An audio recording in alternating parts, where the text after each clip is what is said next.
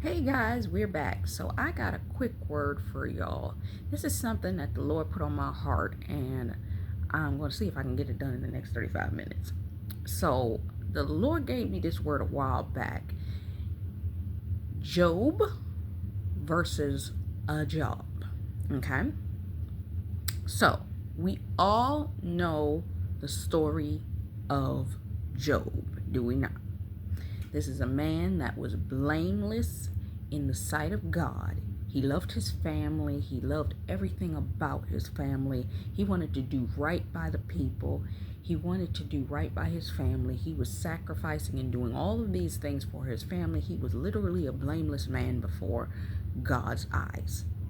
And God took him through a process. And even when you look at the process that Job went through, if you really look at it, it's literally a mirroring of the process that Jesus went through in his death, his burial, and his resurrection. Okay? And with all the things that I've been seeing going on in the world, the Lord put this on my heart like 6 months ago to do this word, but it was something that He was showing me this morning that He had me look at. And when I saw these two things, I was like, I've got to do that word. So I'm going to dig a little bit in here as we dig deeper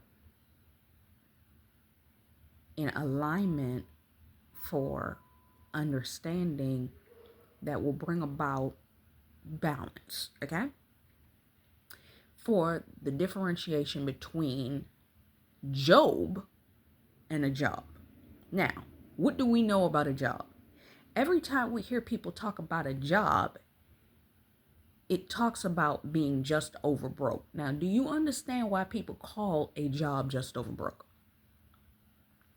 They call a job just over broke because, and I've heard a lot of people say it like this: you literally are one paycheck away from being destitute and having nothing. I remember when I was in my season in New York, I ran into a woman and we were having a conversation, and she said that people that have jobs should never look down upon people that are going through certain situations, because if they look down upon them, do they not realize that they are literally one paycheck away from being in the exact same situation as those individuals? Now, most people really never thought about this until we started to see what happened in the past year and a half. Am I telling the truth? Most people thought their jobs were highly secure. Now, granted, in 2020, when that debacle happened, people first began to recognize the shakiness of the job market, right?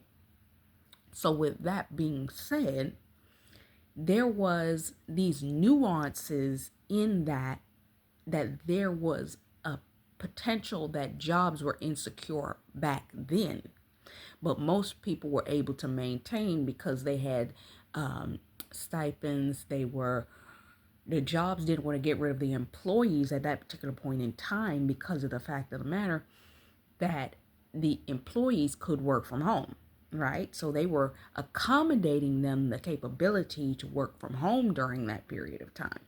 But we see in this time, as we've seen the evolution of technology in the past few years, that there's been a shift.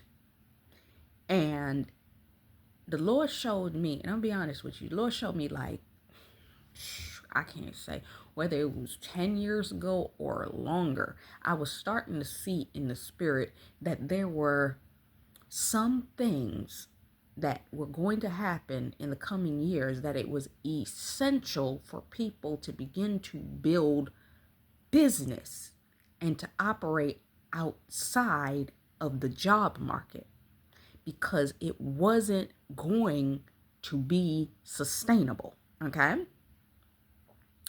So, what the Lord began to show me is there's a differentiation between Job and a job.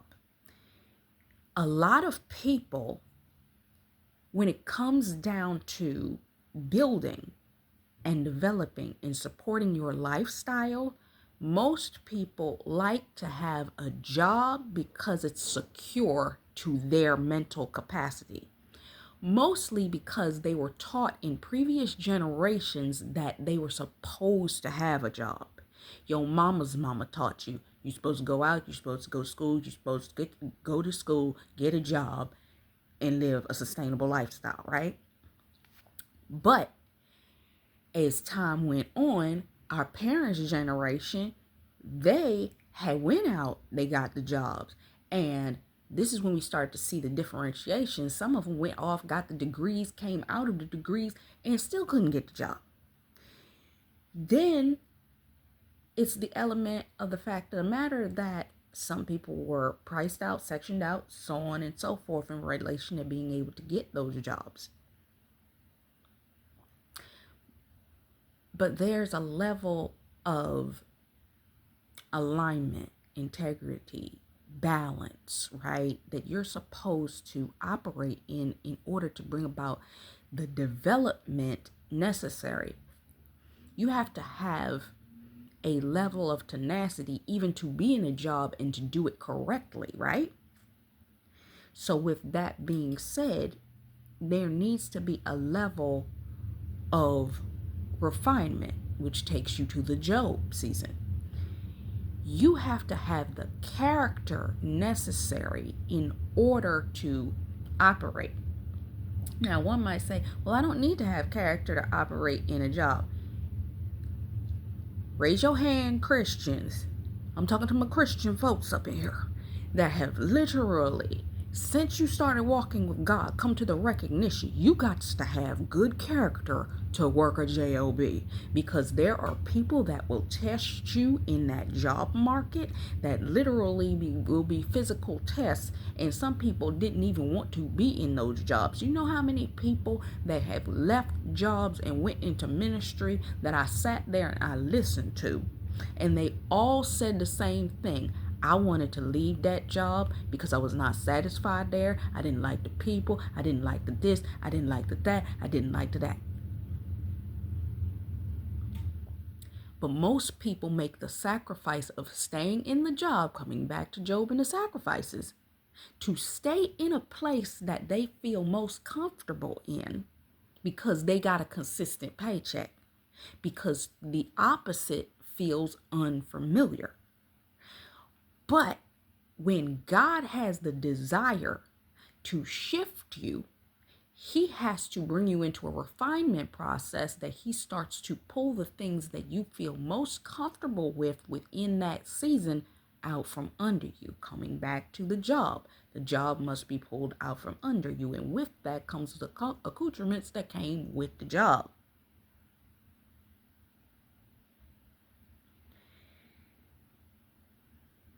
A job can be temporary.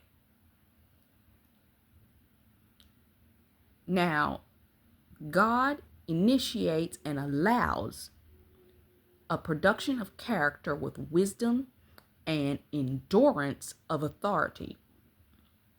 It allots you the ability to gain increase. This is what refinement takes in order for you to build character. We see this very same thing happen in Esther, but we don't see it, okay?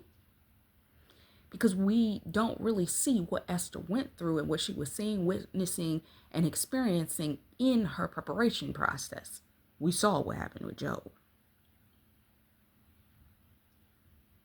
Now, coming back to the fact that a job is just over broke. Most people don't understand the requirements and maintenance that it takes to maintain operating in a job, because these are things that you do on a day-to-day basis that you don't have to think about because you have the money to take care of these things, right? And for many years, most people had the discretionary income to take care of these things, right? Whether it be your commute, your taxes, your ability to eat, your ability to travel. You can go get the coffee while on your way to work. You can go purchase the lunch, go to the food cart, do whatever it is, go to the jobs cafe, so on and so forth. Go and pick up your meal after work while on your way and in commute to go home and eat when you get in the house. But there was more discretionary income in the 90s in order for you to be able to do that, because the salary was high enough and the cost to live was low enough that you had the extra money, right? But in today's society, that don't exist like it did. Ecclesiastes 1:14. All is vanity and grasping for the wind. Job's season of refinement produced fruit. God will sometimes pull his children into seasons of refinement, which includes, especially for those that he's preparing to be business owners, entrepreneurs, so on and so forth, he will pull them into a Job season where he will separate them from the job that he already told you that he was going to separate you from. But technically, you told him you wanted to be separated from, because you kept complaining about your hours, your time, your exhaustion, the way you felt about it, all of these kinds of things, whether you were verbally saying it, thinking it, because remember, God hears your thoughts. Also, he's a God that is a hearer and an answerer of prayer before you even complete saying it, right? So when he pulls that job out from under you and you're sitting there panicking, he'll come back to you and say, but didn't you say that you didn't want that job no more?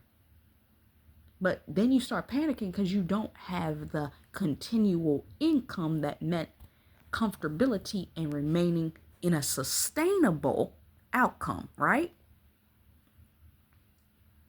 This is a test that shall come forth as gold. Job 23:10. When he has tested me, I shall come forth as gold. Job loss was not permanent. Just like with people that have job loss, it's not permanent. It's just a redirection for the right path for where God has told you he wants to take you. Pain is refinement. It prepares you for where he's trying to take you. The outcome is a fruitful restoration, but it doesn't feel like it when you're going through it. Job 42:10. The Lord restored Job's losses and gave him twice as much as he did before.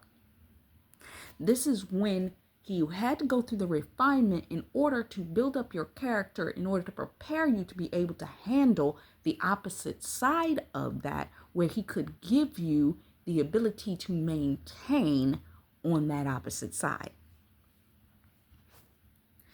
God's refinement always ends in increase.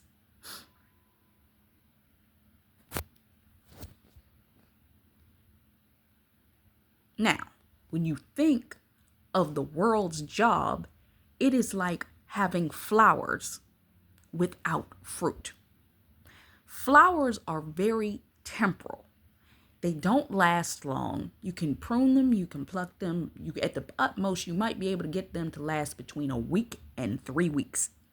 And they start to look real funny that last week. Flowers are about appearance. Now, from the people out here that are standing for kingdom marriage and relationship, there are a lot of individuals that have a tendency that they want to have external appearance.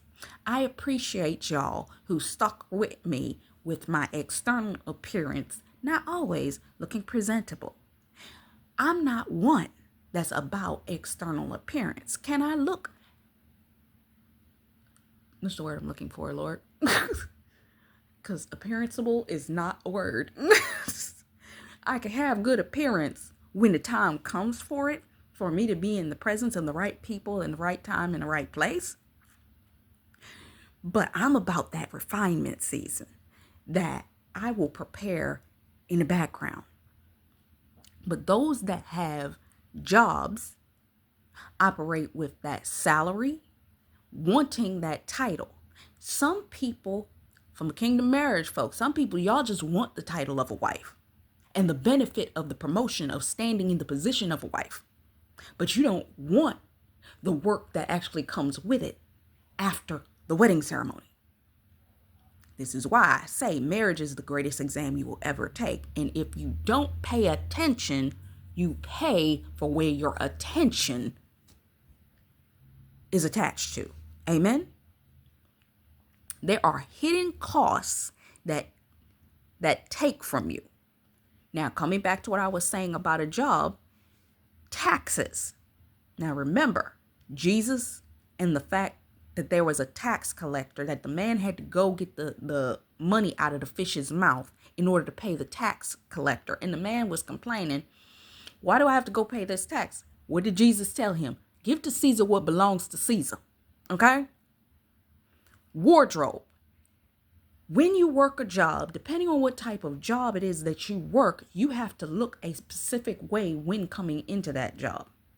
You only may have casual Fridays on casual Friday, unless you work a job where you have a specific uniform. And if you have a specific uniform, that means you have to take that uniform for dry cleaning, unless that job covers cleaning costs for those clothes. And in today's society, they throwing all those costs on you.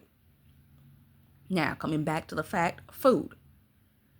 There are some people that can't go to work without drinking their coffee. Some of them don't go home and make their coffee before they go to work. They pick it up en route to work in transit because they got to wake themselves up in order to be able to sit in their job.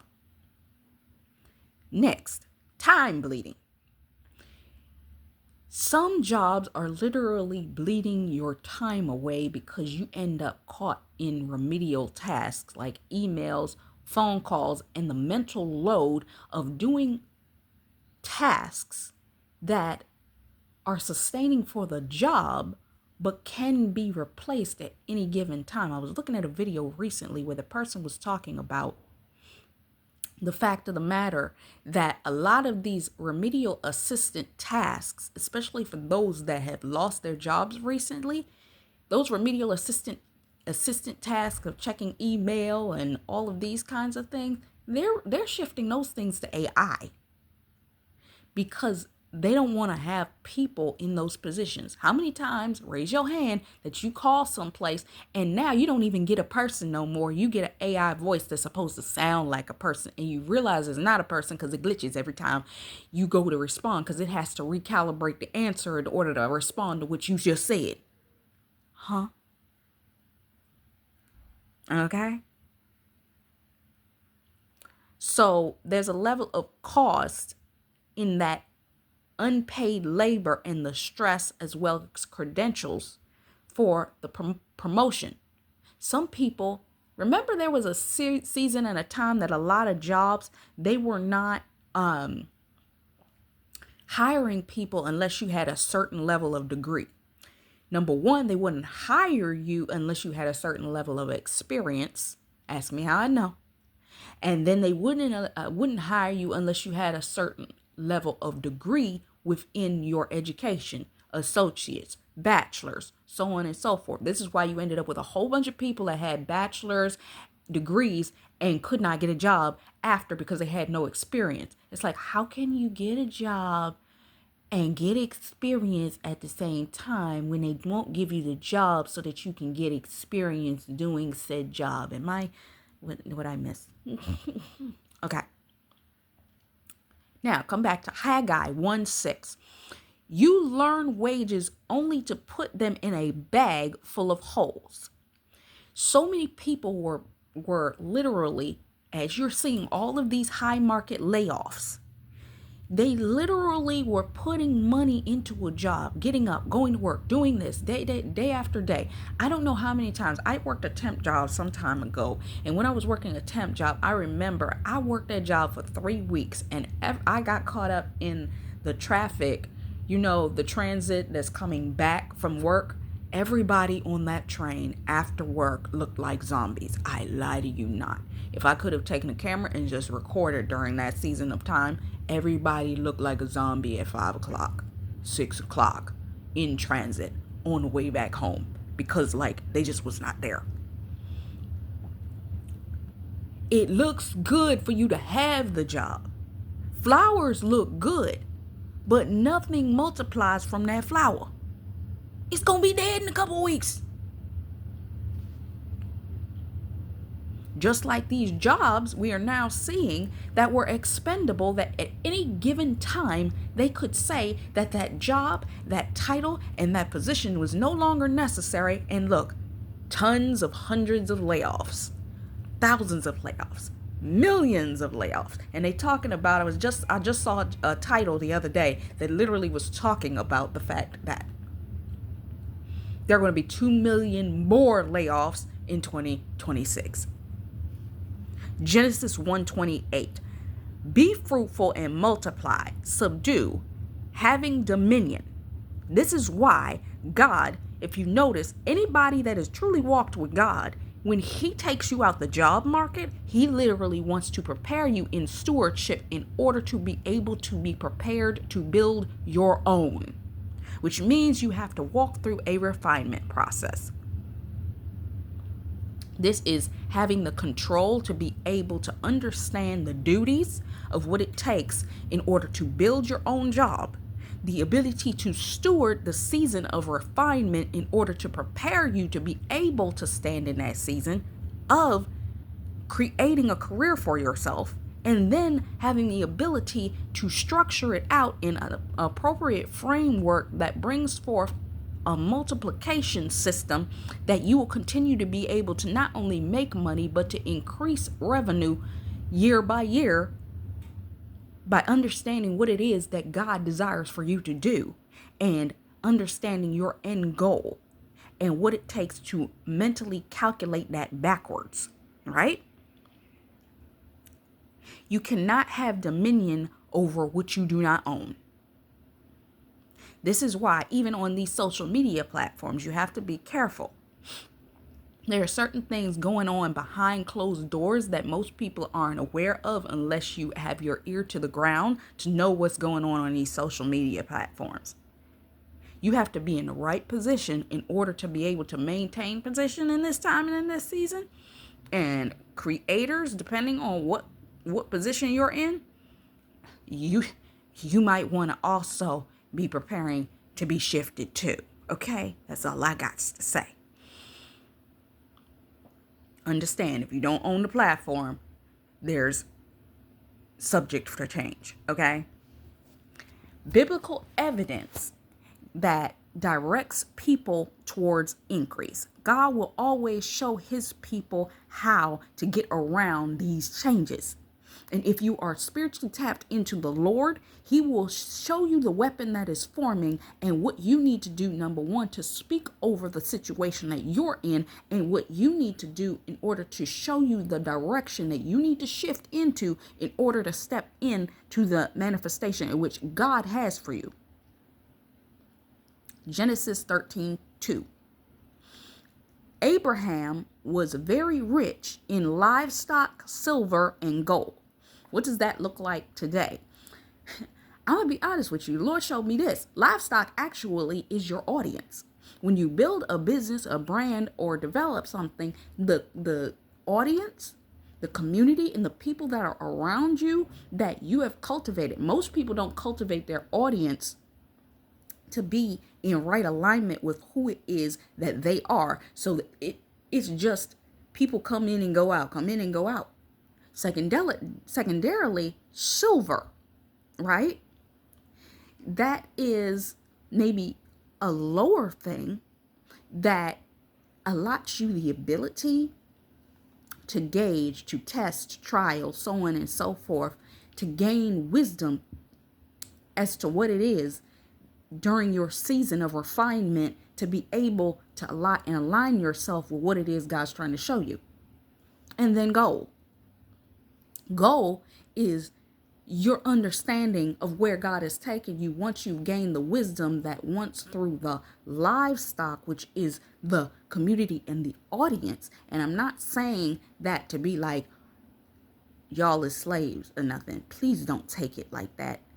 There are some people that will say, oh my God, you think, no, when you have to take your mind out of a thing and step into a business mindset, livestock actually is living individuals. Coming back to, God desires for us as people to be able to bring the gospel and bring more disciples to him. Living stock. I hope that makes sense. And that wasn't offensive to anybody, because maybe I see things. Sometimes when I say what I see, some people just get offended by that. I don't understand. Anyway, but there's gold in the wisdom of understanding what it is, where you are, and how you're rightly aligning it in order to build that thing into something that can become sustainable. That just like when Job came out of his refinement season, he ended up with more than what he had when he was in it. Being able to manage enterprise and not just wages. Isaac, Genesis 26:12. Isaac sowed in a land and reaped in the same year 100-fold. This is you taking the understanding of what you need, how much you need, and then calculating, okay, if I know that this is the amount of money that I need to make with taxes, with changes, with all of this, being able to pay people, so on and so forth, this is my end year goal. How do I work backwards in order to come forth with the alignment that at this particular point in time, I'm planting the right seeds now, developing the right teams now, and developing the alignments now in order to cultivate the land of what it is that I am developing, in order to operate in the obedience of what God has downloaded to me, and then operate in exponential returns by the time that the year is supposed to end. Think back to the story, and I believe it was Genesis that talked about the people with the 10 talents. Some took those talents, buried them. The others took the talents, multiplied it. And some, the talents were transferred over because of the fact that these people knew how to operate within those talents. So they were given over to the people that knew how to multiply them.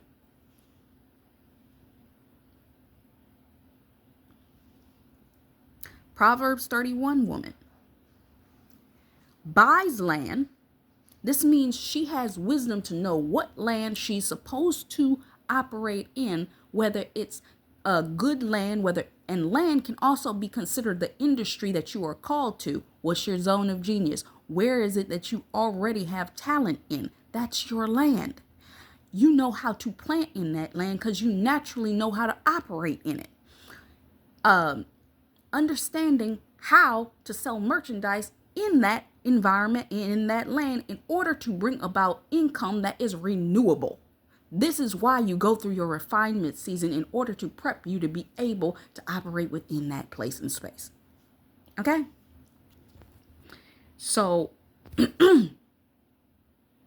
Proverbs 31:18. Her lamp does not go out at night. That's ownership. It's not exhaustion. When you create your own job, and some people are like, oh, you don't want to go into a career because now you created your own job. No, you do want to do that, because if you do create it, you now have the position that you can increase at any given time by recalibrating and recalculating the amount of money that's needed and necessary in order to operate in balance. Now, the shift is that you're going to have to consistently understand the times in the season with the Issachar anointing. Seek God for Issachar anointing to understand that time and season, so that you may be able to build upon and align for what it is God is trying to transfer into your hands. Because we have to be builders. We can't just be out here. So with that being said, you can increase at any given time, but a job, they only pay you cents on the dollar. Notice that. Where you can increase your income and revenue goals by yearly, understanding what your adjustment is, and then seeking out what you would need in order to make that adjustment. Why God often transitions people from jobs to businesses. Jobs pay for time. Businesses multiply seed. Ecclesiastes 11:2. Invest in 7 ventures. Yes, in 8. Well, that's what it says. That's Ecclesiastes 11:2. God's system spreads risk and multiplies return. Jesus confirms this in the parable of the talents. Was I not just talking about the talents? That Matthew 25:14 through 30. The servant who multiplies where praised is the one who preserves without increase is rebuked. This is why God puts you in that Job season of refinement. He allows people to come around you, number one, to show you who your enemies are and who your friends are, who's actually trying to help you, who's actually there for you, and who you're supposed to stick with and stay with, and who you're supposed to separate from. And sometimes, yes, you're going to have to pray for these individuals as you go through this season. You're going to go through tumultuous tests and trials during these experiences. God's preparing and refining you. He expects a return, not just survival. There's an important balance. So he's teaching you to stay within a soundness of mind. He has to show you, and I'm going to have to be honest with you. In today's society, with what's going on within society, I don't see how you can operate and not be a business owner, because with the level of how shaky the economy is right now, no one can depend on a job. It used to be just over broke. It's like just until broke now. Because at any given time, it could be snatched out from under you. So I'm coming to you to say that this is a clear state. A job is not evil, but staying where fruit cannot grow is disobedience. Once God calls you out, you got to come out. There are individuals, I've heard a story of individuals that they wanted to stay in the job, and God gave them warning after warning. And at the appointed time, he just snatched the job out from under them, because he said, y'all not going to leave, so I'm going to cause you to leave. That's what I believe a lot of these people have been going through with these layoffs. He already told them, and some of them know God was showing them that's what they should have been doing. I have literally watched videos on TikTok where people was talking about, yeah, I knew God was telling me that I should have left that job, but I was trying to hold on to it. Because you have an idea that God has already told you is as what he wants you to do, but you don't want to go through the process of dealing with not having that job to support it. Because people are like, I'm going to have the job in order to support this thing. But then what? There ain't even enough money to support that thing, because it's no discretionary income. And in some ways, I believe that was done on purpose. I'll be honest with you. Because people realized people had enough money to create side hustles. So now they started to increase and deflate. That's just my personal. The path to righteousness shines brighter and brighter. Teaching anchor's statement is very important. Job's season of refinement is in order to refine you to be able to handle you. But the job will drain you with nothing to show for it. Kingdom work multiplies you. It has to be a level of application, perfecting you for your brand. What is the brand that aligns with what God has told you need to steward? I know what my brand is, but do you understand what type of economy you're building for yourself in order to properly steward what it is that you are developing? You have to understand God's timing.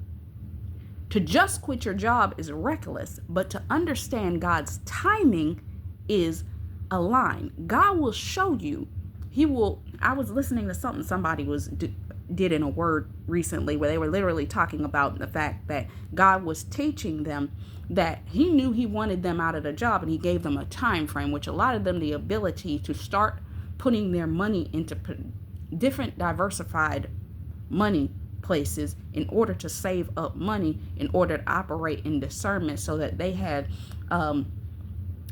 6 months of discretionary income. There was a young woman that I follow on YouTube, and she talked about having that 6 months of discretionary income after you've walked out of your job in order to cover you while you're building what God told you to build, right? So that gives you transitionary money and then helps you while you're developing for ownership, because you're prepping yourself for ownership and operating in the obedience of God. So in closing, Deuteronomy 8:18. I talk about Deuteronomy 20 more frequently. Actually, what is it? 2 Corinthians 20. So maybe that's what's on my side. But Deuteronomy 8:18 literally states, "It is he who gives you the power to get wealth, and he may establish his covenant." So this is pretty much the word that I had for you. You have to understand that you can't just focus on having a job. As we see what's happening in society, there must be changes. There are going to be changes. Either you're going to go into the obedience of what God is telling you to do, or you're going to lose out. The reason that I talk about Esther so much is the thing that needs to be characterally developed in order for you to be presented so that you can become what's needed and necessary.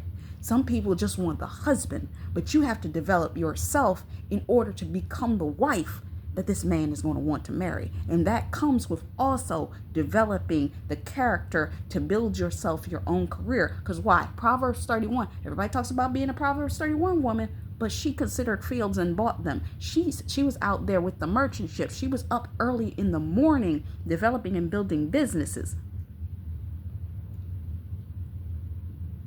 But everybody just wants the Esther part of, can I go get married to Xerxes? Hello? What's he coming alongside you for? I don't got much time, so I'm going to just leave that there. And I hope this bless you. Until next time. Bye-bye.